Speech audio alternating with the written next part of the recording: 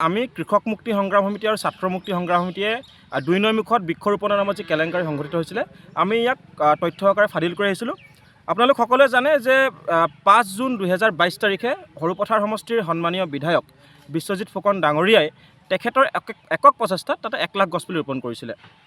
আমি পৰৱৰ্তী পৰ্যায়ত দেখিলোঁ যে সেই যিখিনি মাটিত তেখেতে ১ লাখ গছপুলি ৰোপণ কৰিছিলে সেই একেখিনি মাটিকে তেখেতে ফৰেষ্টক চমজাই দিছিলে আৰু ফৰেষ্টে তাতে পুনৰ ১ লাখ গছপুলি ৰোপণ কৰিছিলে। আৰু দেখিব যে ফৰেষ্টে ২০২৪ চনতে এই তাতে কেম্পা নামৰ এখন আঁচনি ৰূপায়ণ কৰিছিলে আৰু কেম্পা আঁচনিৰ জৰিয়তে তাতে প্ৰথম অৱস্থাত ২৭,৪০,৪৪০ টকা বৃক্ষৰোপণৰ কাৰণে উলিয়াই দিছিলে। ২৭,৪০,৪৪০ টকা।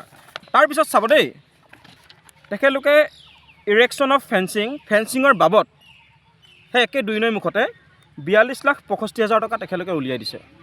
পুনৰ তেখেতলোকে ইনফ্ৰাষ্ট্ৰাকচাৰ ইন প্লেণ্টেশ্যন এৰিয়া ২,৮৫,০০০ টকা, advance work including site nursery ৯,৪৫,২৫০ টকা, ক্ৰিয়েশ্যন ৪,৩০,০০০ টকা, ফাৰ্ষ্ট ইয়েৰ মেইনটেনেঞ্চ ১১,৫০,১৯০ টকা। তেখেতলোকে মুঠ প্ৰায় ১ কোটিৰ ওচৰা-ওচৰি টকা তাতে গছপুলি ৰোপণৰ কাৰণে উলিয়াই দিলে বন বিভাগে।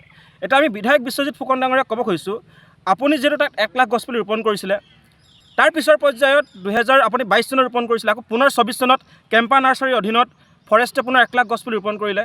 আমি তাক সুধিব বিচাৰিছোঁ যে ২ লাখ তাত গছপুলি থাকিব লাগে, বৰ্তমানে কিন্তু তাত ১ লাখো গছপুলি নাই।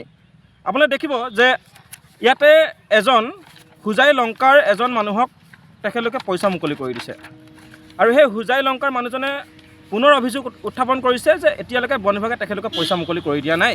চাব, ২ লাখ গছপুলি আৰু বৰ্তমান তাত ১০,০০০ গছপুলি নাই।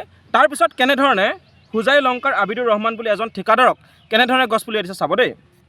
ইয়াতে তেখেতে লিখিছে, প্ৰতি মাননীয় বন সংমণ্ডল প্ৰাধিকাৰী মহোদয়, গোলাঘাট বন সংমণ্ডল, তেখেতে লিখিছে তেখেতে প্ৰথম অৱস্থাত ৭৪,০০০ গছপুলি ৰুইছোঁ বুলি কৈছে কেম্পা আঁচনিৰ অধীনত।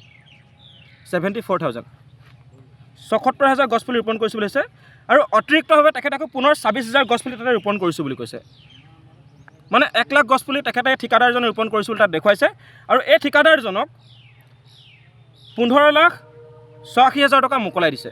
এতিয়া আমি মাননীয় বিধায়ক বিশ্বজিৎ ফুকন ডাঙৰীয়াক প্ৰশ্ন উত্থাপন কৰিছোঁ যে প্ৰায় ১ কোটি টকা ব্যয় সাপেক্ষে এটা প্ৰকল্প বন বিভাগে ৰূপায়ণ কৰিলে।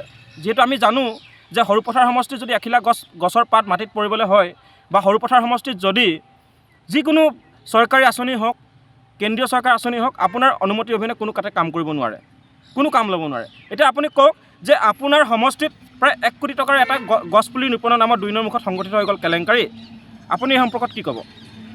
আপুনি যিহেতু বিফল হ'ল, আপুনি ১ লাখ গছপুলি ৰুইছিলে, পুনৰ ১ লাখ গছপুলি বন বিভাগে ৰোপণ কৰিলে, কিন্তু তাত বৰ্তমানে ১০,০০০ গছপুলি নাই।